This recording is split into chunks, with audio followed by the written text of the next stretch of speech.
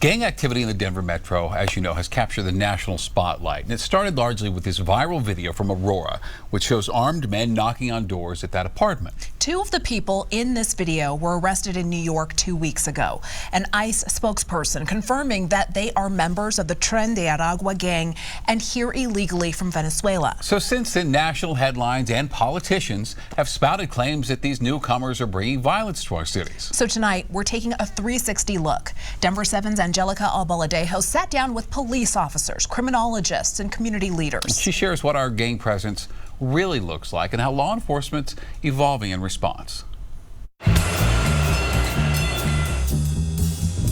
We were a city that was on the rise.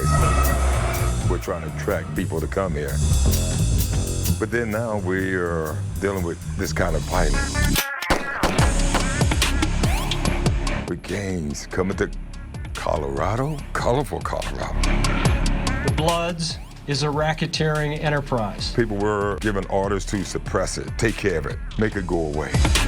But almost 40 years later, we see groups pop up. Gangs are still here. Gangs are as American as apple pie. If you look at gang history here in Denver, mostly local, homegrown youth. This isn't a one-off. From the early days of gangsters arriving in the 1800s to the gangs of today, we're taking a 360 look at the history of gangs in Colorado. The dynamics of gangs change with the flow of immigration to the United States, as well as the change in migration within the United States. Most of those residents arrived here in a lower socioeconomic position and kind of disadvantaged. It started as European gangs. Fights between Germans and Polish people, Jewish people, Italian, Irish. As Denver grew, so did criminal groups. Street gangs, but also prison gangs and motorcycle clubs.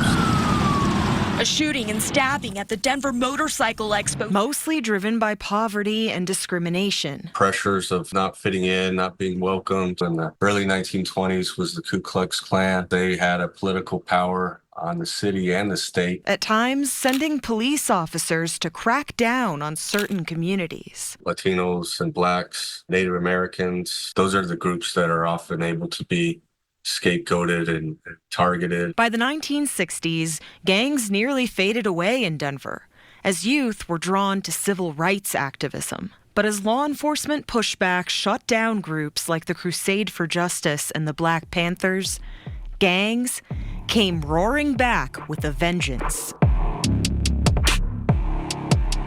Back in the early 80s, I started to see the mindsets getting more aggressive. Crips on the east side, Bloods on Park Hill. Violent gang culture imported from California. Communities were demanding that the city do something. Arrest as many as you can, put them in jail. But Reverend Leon Kelly's seen these tactics fail again and again. Because we're the oldest anti-gang program still here. Our main influence in the beginning, back in the days, was intervention. Getting in and trying to diffuse things. Yet without alternatives, the killings continued. Seeing these kids land on these slabs that I've worked with, I've nurtured, I've tutored, I've loved, and now they're on the slab. It takes its toll. A toll that's forced some police departments to take a different approach. Enforcement wasn't effective, like jailing people again and again and again and again. We ended up really reinforcing a lot of those negative cultures because we became their antithesis. That was a really huge shift for us, to move away from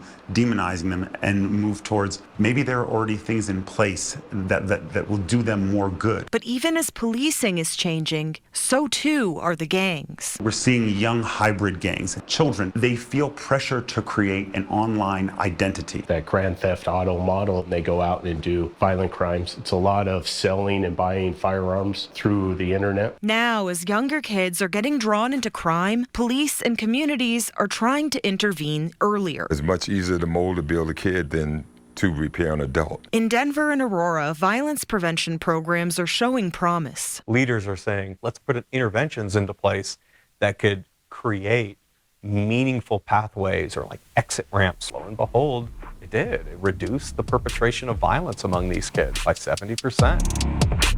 Even still, fear of violence is growing. People feel generally less safe. A lot of people are armed. And some believe the culprits are immigrants, But are gangs like Venezuela's Tren de Aragua really taking over? No. It is no different than what it was in the 80s. Those gangs really can't take hold here. We're certainly monitoring it, and we're certainly putting a lot of resources to make sure it's nothing that gets away from us. The goal is to help troubled youth find stability, but it comes with a price. That puts the burden on our schools, on our communities, on our after-school activities. And on law enforcement. Criminals, gang or not, tend to prey on people from their own socioeconomic stats and a lot of times from their own race. We start to hold those individuals accountable, that group falls apart. It's a story as old as time.